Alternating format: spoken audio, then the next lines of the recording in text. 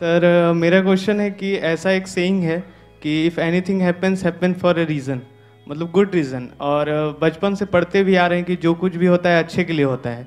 Sir मतलब ये कैसे रेलेवेंट है? और मतलब बहुत चीज़ होता है जिसके लिए उसके लिए कुछ अच्छाई खोज ही लेते हैं अपन लोग, बट बहुत चीज़ ऐसा भी होता है कि जिसका कोई अच्छाई समझ में नहीं आता है। जैसे कोई बच्चा है और उसके बचपन में ही उसके माता पिता गुजर गए हैं सर, तो उस केस में कैसे ये रिलेवेंट है? और यही सर मेरा क्वेश्चन है। आप कह रहे हो कि ये एक कहावत है कि जो होता है अच्छे के लिए होता है। एक सबसे पहली चीज़ यहाँ पर ये समझनी है, इस क्वेश्चन का आंसर करने से पहले what I want to all of you to understand is कि किसी भी बात को लिटरली नहीं लेना चाहिए।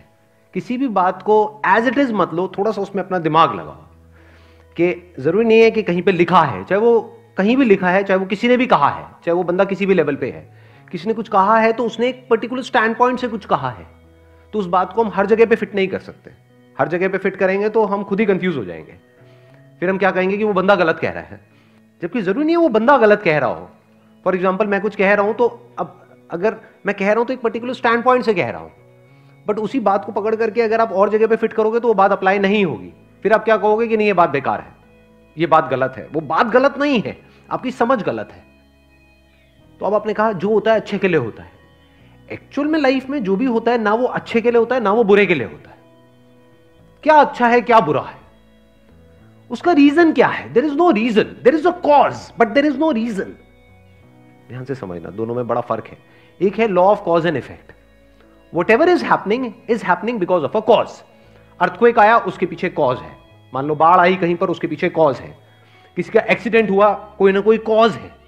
बट रीजन क्या है? ये रीजन कहां होता है? ये रीजन आदमी के माइंड में होता है। हम रीजनिंग करते हैं थ्रू आवर इंटेलेक्ट, कि हम बोलते हैं अच्छा ये हुआ, इसके पीछे ये वजह है। दैट वजह may be different from a cause. Cause and effect can be measured scientifically, but reason is born in the mind, कि हम खुद एक रीजन दे रहे हैं कि अच्छा ये हुआ, ये अच्छे के लिए हुआ, ये हुआ, ये बुरे के लिए हुआ, ये अच्छा हुआ, ये बुरा। ये जो अच्छा और बुरा है ये सिर्फ हमारे माइंड में है। इस यूनिवर्स के पॉइंट ऑफ व्यू से कुछ भी अच्छा बुरा नहीं है। हर एक चीज के पीछे कॉज होता है, एक इफेक्ट होता है। अगर वो कॉज है तो वो इफेक्ट आना ही आना है, दुनिया की कोई ताकत उसको रोक नहीं सकती है। So now what needs to be understood here is कि हम खुद अपना एक मतलब निकाल रहे हैं, हम खुद उसको मीनिंग दे रहे हैं। जो हो रहा है इस दुनिया में उसको कोई मीनिंग नहीं है। मान लो कोई जानवर है, वो दूसरे जानवर को खा रहा है। अब इसमें क्या मीनिंग है? वो खा रहा है क्योंकि उसको भूख लग रही है। क्या वो अच्छे के लिए हो रहा है? क्या वो बुरे के लिए हो रहा है? हाँ, एक के स्टैंड पॉइंट से देखोगे तो आप उसको बुरा भी बोल सकते हो जो मरा, लेकिन जिसका पेट भरा उसके पॉइंट ऑफ व्यू से अच्छा भी बोल सकते हो। बट ये भी सिर्फ हमारे स्टैंड पॉइंट्स हैं जो हम अपना हिसाब किताब लगा रहे हैं, क्योंकि जो आज उसको खा रहा है कल उसको भी कोई और खा जाएगा। तो अब क्या अच्छा हो रहा है क्या बुरा हो रहा है? सो अब यहां पे जो बच्चे वाला आपने एग्जाम्पल दिया, बच्चे के पेरेंट्स की डेथ हो गई है, तो अब ये क्या अच्छे के लिए हुआ है? बिल्कुल भी अच्छे के लिए नहीं हुआ। इसमें क्या अच्छा है? क्योंकि एक बच्चे के लिए माँ बाप का होना बहुत जरूरी है, क्योंकि एक माँ बाप से ज्यादा उस बच्चे की केयर कौन कर सकता है। तो ये जो हुआ बुरा हुआ, नहीं होना चाहिए था लेकिन हुआ, अब हो गया है। अब क्या करें? अब उस बच्चे को क्या करना चाहिए? जिंदगी भर बस बैठ करके रोता रहे? नहीं। उसको क्या बोलना चाहिए? बहुत बुरा हुआ तेरे साथ में, तेरी क्लास में इतने सारे बच्चे और भी हैं, तेरे स्कूल में इतने सारे बच्चे और हैं, लेकिन किसी के साथ ऐसा नहीं हुआ, तेरे साथ में हुआ, तेरे साथ में बहुत बुरा हुआ। तो उस बच्चे की क्या हालत होगी? मेंटली उसकी कैसी कंडीशन हो जाएगी? और खराब। बेटर होगी या खराब होती चली जाएगी? खराब। और खराब होती चली जाएगी। दूसरी तरफ से अगर हम उस बच्चे को बोले कि देख जो तेरे साथ में हुआ वो अच्छा नहीं हुआ, लेकिन पास्ट में ऐसा और भी लोगों के साथ में हुआ था, जब हुआ उस वक्त बहुत बुरा लगा, लेकिन ये होने की वजह से देख आज वो बच्चे उन्होंने लाइफ में क्या क्या किया। मान लो ये है, ये है, ये है, ऐसे 10 लोग हैं, देख उन्होंने क्या किया। तो वो कर सकते हैं तो तू भी कर सकता है। अब क्या हो रहा है यहां पे? हम क्या कर रहे हैं? इंस्पायर कर रहे हैं, उस बच्चे को एम्पावर कर रहे हैं। तो this statement can be used for empowering the other person. Actual में अगर आप इसका मीनिंग ढूंढोगे तो कोई मीनिंग नहीं है। जैसे मैं बोलता रहता हूं आसान है, तो क्या आसान है? इस दुनिया में कुछ भी आसान नहीं है, तो समझे। But this is just a way to empower you guys, कि भाई बोलते रहोगे मुश्किल है, मुश्किल है, मुश्किल है, तो थोड़ी देर बाद बोलने लग जाओगे नामुमकिन है, मैं कुछ नहीं कर सकता, कुछ नहीं कर सकता, पड़े रहो गुमसांड की तरह कहीं पर साइड में। लेकिन अगर आप अपने आप को बोलोगे नहीं नहीं आसान है, मैं कर सकता हूं, कर सकता हूं, तो धीरे धीरे धीरे एक बिलीफ अंदर पैदा होने लग जाता है। लगता है कि हाँ शायद मैं भी कर सकता हूं। एक्चुअल में दोनों ही बात बकवास है, ना कुछ मुश्किल है ना कुछ आसान है। ऐसे ना कुछ अच्छा है ना कुछ बुरा है। ये मीनिंग है जो हम उस सिचुएशन को दे रहे हैं। अगर हम बोलते हैं कि जो हुआ अच्छे के लिए हुआ, तो शायद हमारा दिमाग उसकी एक ऐसी साइड को देख ले जहां से हमको कुछ एनर्जी मिले। क्लियर है? Yes sir. जब भी हम परेशान होते हैं हमारी एनर्जी कम होती है, जब हम परेशान नहीं होते हमारी एनर्जी अच्छी होती है, कमाल की होती है। तो अब देखो हम दुखी क्यों होते हैं? It is so simple. Number 1, हमको जो चीजें चाहिए सरवाइव करने के लिए और वो हमारे पास में नहीं होती है तो हम दुखी होते हैं। वो चीजें कहां से आती है? पैसे से। तो पैसे की वजह से हम दुखी होते हैं? डेफिनेटली होते हैं। कभी ये मत कह देना कि नहीं होते हैं। फंस जाओगे, उल्टे सीधे चक्रों में पड़ जाओगे, उल्टे सीधे बाबाओं के पास जाकर के धक्के खाओगे, उल्टी सीधी तरह की मेडिटेशंस करोगे। मेरा माइंड स्टेबल क्यों नहीं रहता है? भैया तेरी जेब में पैसा नहीं है, पहले पैसा कमा जाएगा। It is so obvious. समझ गए? तो सबसे पहला स्टेप क्या है? आपके पास एटलीस्ट इतना पैसा होना चाहिए कि आपको अपने सर्वाइवल की टेंशन ना हो। इसमें कौन आपको बताएगा? मैं बताऊंगा? कोई और बताएगा? वो आपको खुद ही फिगर आउट करना है कि आपकी जो पर्सनालिटी है उसके हिसाब से क्या आप कर सकते हो जहां से एटलीस्ट आप फाइनेंशियली इंडिपेंडेंट हो जाओ। This is 1। दूसरा, हम दुखी कब होते हैं?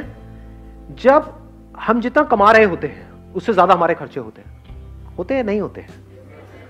ये सुनने में बड़ा सिंपल सा लग रहा है, बट ये क्रेडिट कार्ड्स और ये वो ले लेते हैं, धीरे धीरे थोड़ा थोड़ा करके दे देंगे। थोड़ा थोड़ा क्या होता है?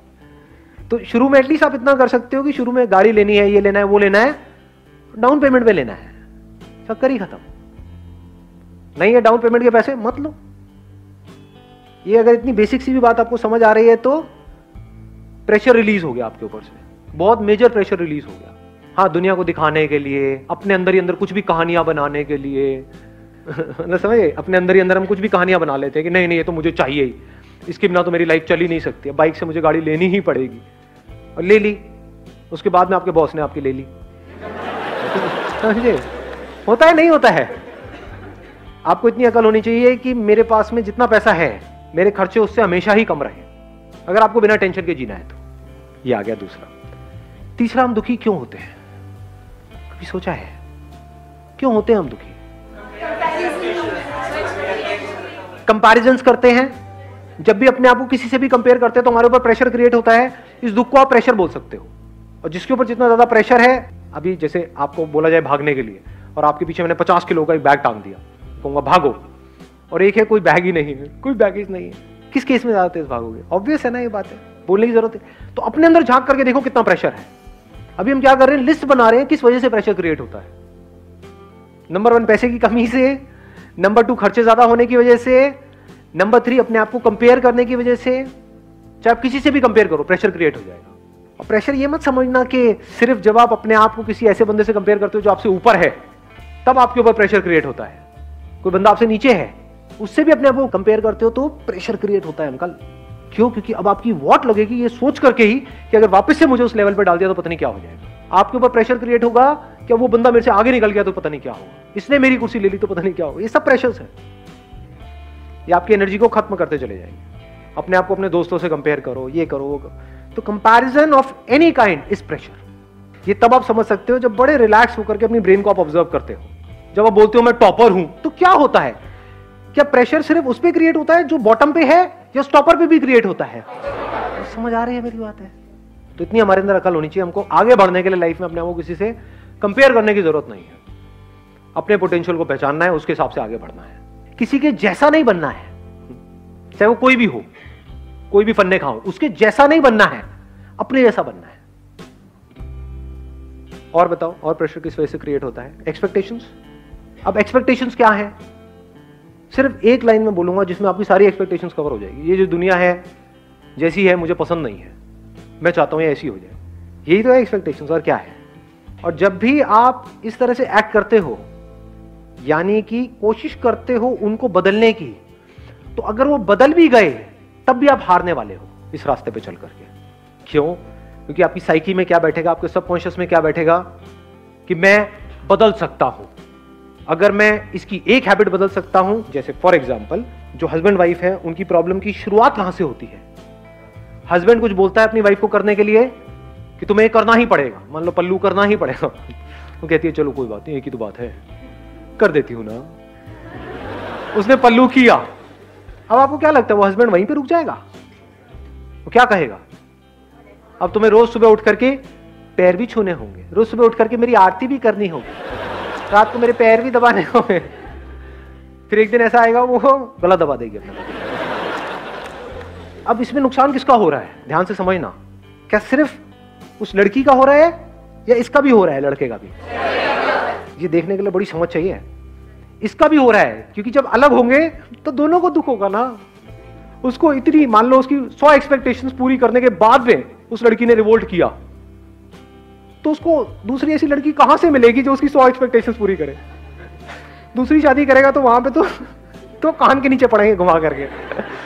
समझ पा रहे हो क्या हो रहा है? तो वो बंदा फंस गया ना, उसको आदत पड़ गई अपनी एक्सपेक्टेशंस पूरी करवाने की, और जब उसने रिवोल्ट किया तो अब इसको समझ ही नहीं आ रहा मैं क्या करूं। तो समझदार तरीका क्या है लाइफ को जीने का? सबसे समझदार तरीका, जहां से बिना किसी प्रेशर के आप जी रहे हो, ये दुनिया जैसी है परफेक्ट है, कुछ भी नहीं बदलना है इस दुनिया के अंदर, nothing needs to be changed.